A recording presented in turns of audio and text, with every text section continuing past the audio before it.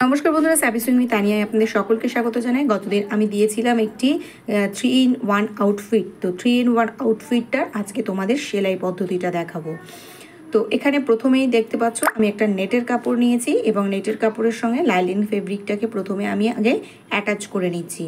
তো এখানে আমি গলাটাকে একবারে তুলবো, সেই জন্য কিন্তু আমি সোজা পিঠের সঙ্গে সোজা পিঠ মিলিয়ে নিচ্ছি। মিলিয়ে নিয়ে এখানে গলাটাকে সেলাই করে নেব। সেলাই করে তারপরে এটাকে ফোল্ড করে দেবো। তো আপনারা যারা সাবি সুইং উইথ তানিয়া চ্যানেলটিতে নতুন আছে তাদের সকলের কাছে রিকোয়েস্ট করব, প্লিজ সাবি সুইং উইথ তানিয়া চ্যানেলটিকে আপনারা ভিজিট করুন এবং সাবস্ক্রাইব করে পাশে থাকা বেল আইকনটি প্রেস করুন। পরবর্তী ভিডিও নোটিফিকেশান আপনাদের কাছে সবার প্রথম পৌঁছে যাবে। যারা অলরেডি সাবস্ক্রাইবার আছে তাদেরকে অসংখ্য ধন্যবাদ পাশে থাকার জন্য, সাপোর্ট করার জন্য। পাশে থাকুন, আরও অনেক অনেক ভালো ভিডিও আপনাদের জন্য অপেক্ষা করছে। এখানে আমি ডাবল সেলাই দিচ্ছি না, এখানে হচ্ছে আমি গলাটা প্রথমে একটু ছোট কেটেছিলাম, এবার সেটাকে পরে আমার মনে হলো না আমি আরেকটু ছড়িয়ে নেব, মানে গলার চওড়াটা যা আছে, গলার ওপরের দিকের চওড়াটা যেটা আছে নিচেও সেম দেব। তো সেই জন্য আমি এইভাবে করি, তাহলে আমার মাপটা পারফেক্ট থাকে। আমি জাস্ট একটা সেলাই দেওয়ার পরে আরও এক চাপ করে সেলাই সরিয়ে দিয়ে করি, তাহলে আমার আর কাটাছেঁড়া ঝামেলা থাকে না। তো হয়ে গেল এইভাবে। তারপর এভাবে চাপ সেলাই দিয়ে উল্টো করে ঘুরিয়ে নিয়ে আগে পুরোটাই লাইলিনের সঙ্গে মেইন ফেব্রিকের অ্যাটাচটা করে নেব। তো দেখো এখানে কিন্তু আমার গলাটা তোলা হয়ে গিয়েছে। এবার আমি যেটা করব, গলায় আমি এরকমভাবে একটা লেস লাগাবো। তো আপনারা আপনাদের পছন্দ অনুযায়ী লেস লাগাতেই পারেন। তো আমি এখানে একটা গোল্ডেনের সরু 1/2 ইঞ্চি লেস দিয়েছি। তো এই লেসটাকে চৌকো গলায় কিন্তু এইভাবে প্যাঁচ করে ঘুরিয়ে দেবেন, তাহলে কিন্তু গলাটার কোনা খুব সুন্দরভাবে উঠবে। আপনারা গলা কিন্তু চৌকোই করতে হবে এরকম না, পছন্দ অনুযায়ী কিন্তু অবশ্যই করতে পারেন। এবার আমি যে টেকিন নিয়ে নিয়েছিলাম, তো ওই টেকিনটার সঙ্গে এই টেকিনটা একটুখানি মেপে নিয়ে আমি এই টেকিনটাও দিয়ে নেব। তো টেকিনটা দেওয়ার সময় খুব ভালো ফিটিংসের জন্য বলবো, ঠিক যে ওই এস প্যাটার্নের কার্ভ করে দেয়া না, তো চেষ্টা করবেন এইভাবে কার্ভিং করে দেওয়া, স্ট্রেট না দিয়ে, তাহলে কিন্তু টেকিনের যে লোয়ার বাস্টের যে শেপ সেটা কিন্তু খুবই ভালো আসে। এবার এক্সট্রাগুলো সব ছেটে নিলাম। ছেটে নিয়ে দেখুন এভাবে আমি কাপ দিয়ে দেখাচ্ছি যে কতটা সুন্দর হলো ছাতির মাপটা। এবার এখানে আমার গলাটা সিঙ্গেল দেখে ঠিক ভালো লাগছে না, তো আমি মনে করলাম ডাবলভাবে এখানে লেসটা দিয়ে দিই। আপনারা ট্রিপল দিতে পারেন বা আপনারা অন্য কোনো ডিজাইন করতেই পারেন।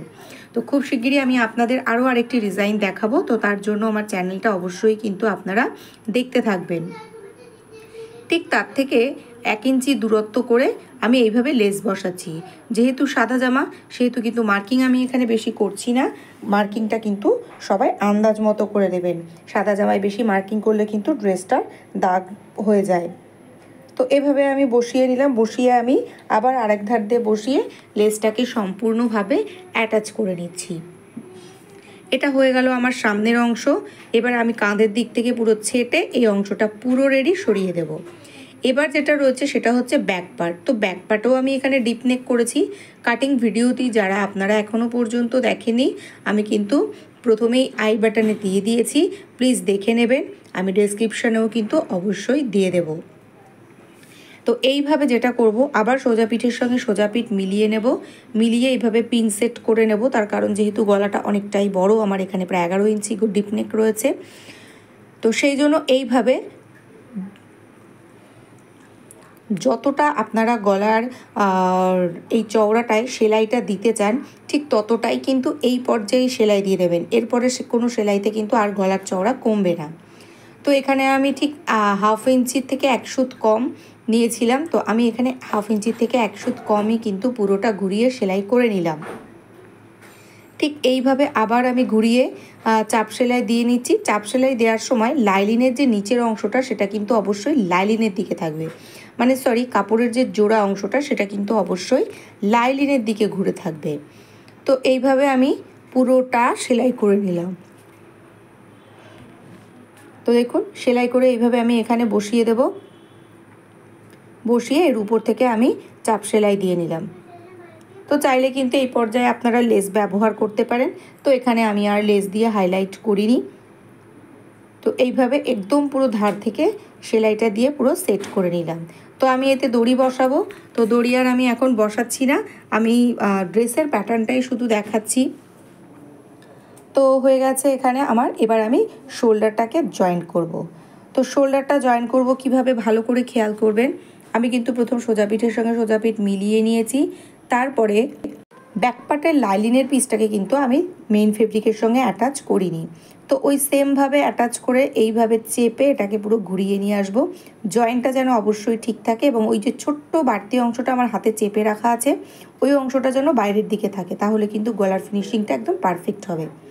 একবারে ডাবল সেলাই দিয়ে এইভাবে করে উল্টে নিলাম ফিনিশিংয়ের সাহায্যে। কোনো অংশই কিন্তু আমার জোড়া দেখা যাবে না। এবার যেটা করব আমি সেটা হচ্ছে পুরো ব্যাক পার্টটাকে লাইলিনের সঙ্গে মেইন ফেব্রিক আমি অ্যাটাচ করে নেব। তো আমার অ্যাটাচ করা হয়ে গেছে। এবার আমি এখানে ব্যাক পার্টে যেখানে আমি টেকিনের মার্কিং করেছিলাম সেই অনুযায়ী 4.5 ইঞ্চি লম্বার 1/2 ইঞ্চি চওড়ার টেকিনটা দিয়ে নিচ্ছি ব্যাক পার্টে। তো অবশ্যই টেকিনগুলো দেবেন, টেকিনগুলো দিলে কিন্তু বডির ফিটিংটা কিন্তু খুব ভালো আসে। না দিলেও খুব ক্ষতি নেই, কিন্তু দিলে কিন্তু বডি শেপটা বেশ ভালোভাবে বেরিয়ে আসে। তো এইবার আমি যেটা করব সেটা হচ্ছে দুটো পার্টকে মিলিয়ে নেব, মিলিয়ে নিয়ে সাইডের সেলাই দেব। তো এই পর্যায়ে যেটা হচ্ছে সেটা হচ্ছে আমার সামনের অংশটি 1 ইঞ্চি মতো বাড়তি আছে, তো সেটাতে কিন্তু কোনো রকমই অসুবিধা নেই। আমি ওই যে টেকিন দেবো জন্য এক্সট্রা মার্জিন নিয়েছিলাম উপরে এবং নিচে, সেটাই আছে। তো চাইলে আপনারা ছেটে দিতে পারেন, না চাইলে আপনারা না ছাটলেও হবে। আমি এখানে ছাটলাম না, আমি সামনের অংশটাকে একটু বাড়তি রাখলাম।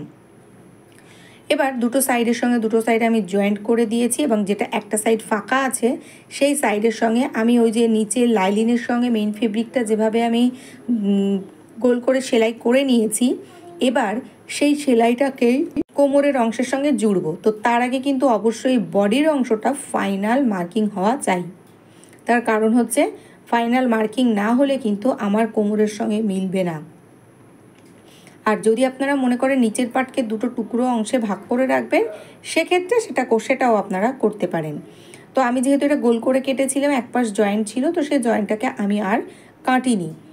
এবার যেটা করব আমি আবার সেই সোজা দিকের সঙ্গে সোজা দিক মিলিয়ে বডির সঙ্গে লোয়ার পার্টের এইভাবে আমি সেলাইটা করে যাব। তো সেলাই করার সময় অবশ্যই খেয়াল রাখবেন যে বাড়তি অংশ না থাকে, আর যদি বাড়তি অংশ থাকে, যেহেতু আমি এই ড্রেসটিতে চেয়েছিলাম সামনের দিকের কোমরের অংশের জায়গাটায় একটুখানি কুচি ভাব আসবে, সেজন্য কিন্তু আমি 4 ইঞ্চি এক্সট্রা নিয়েছিলাম।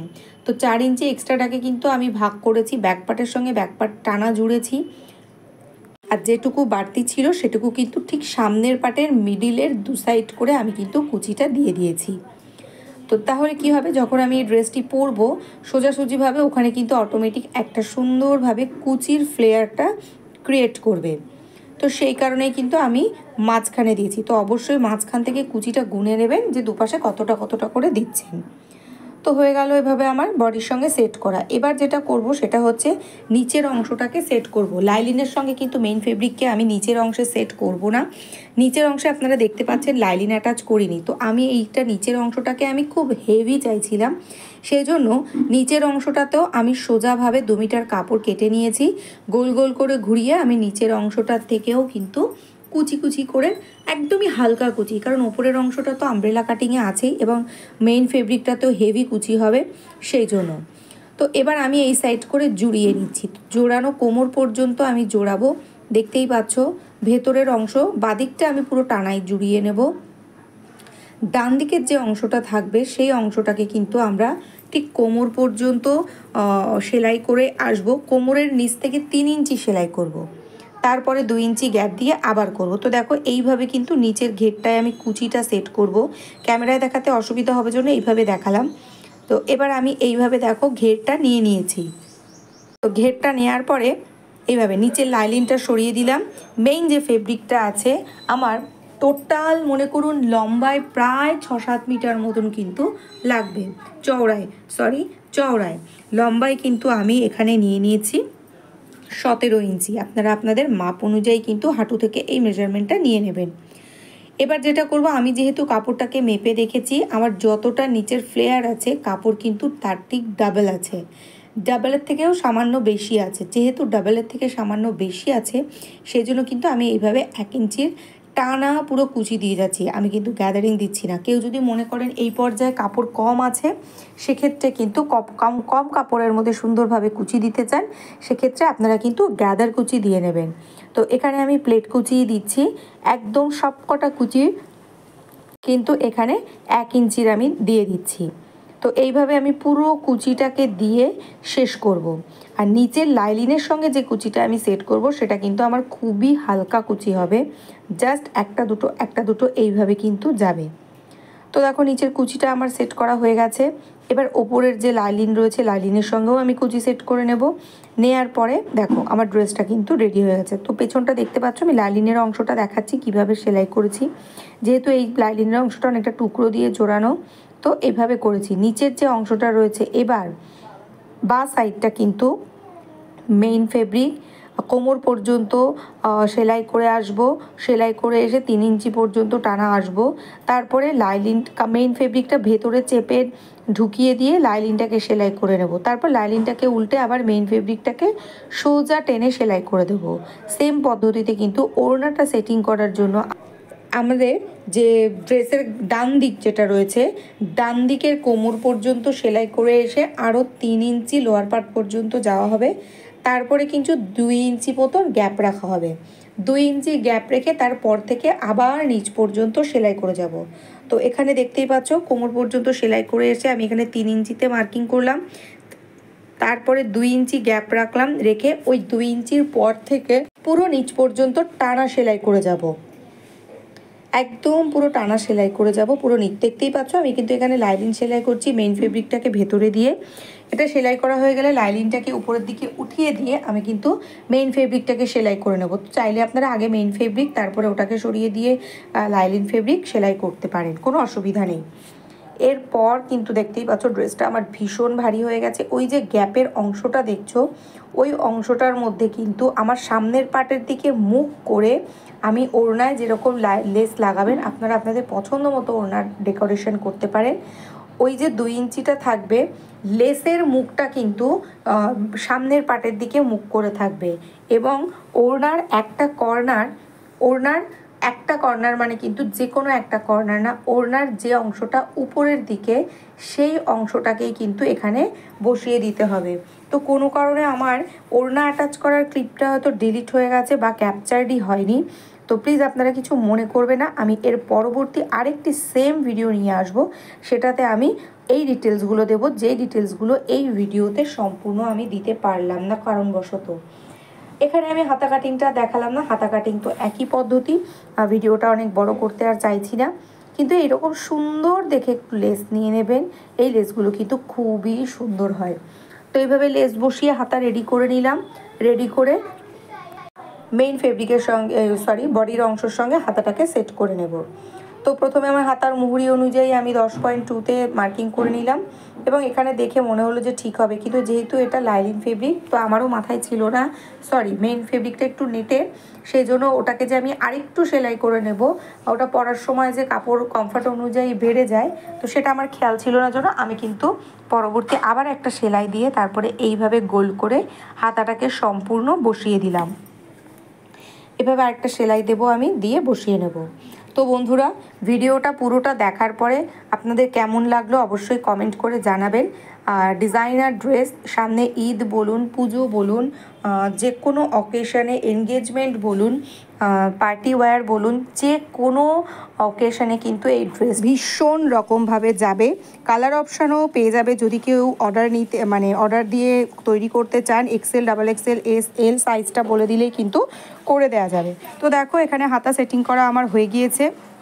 এবার আমি তোমাদের এখানে ফাইনাল লুকটা দেখাবো। ফাইনাল লুকটা দেখে তোমরা বলো ঠিক কেমন হয়েছে। তবে একটা মিস্টেক হয়েছে, আমার এখানে ওড়না সেটিংয়ের ভিডিওটা সম্পূর্ণ কমপ্লিট হয়নি, সো সেটা আমি যার জন্য দিতে পারলাম না। পরবর্তী ভিডিওতে আমি আপনাদের অবশ্যই দেব। তো এটা কিন্তু গাউন, শাড়ি, চুড়িদার 3টে স্টাইলেই পরা যাবে। তো দেখা হবে পরবর্তী ভিডিওতে। টাটা।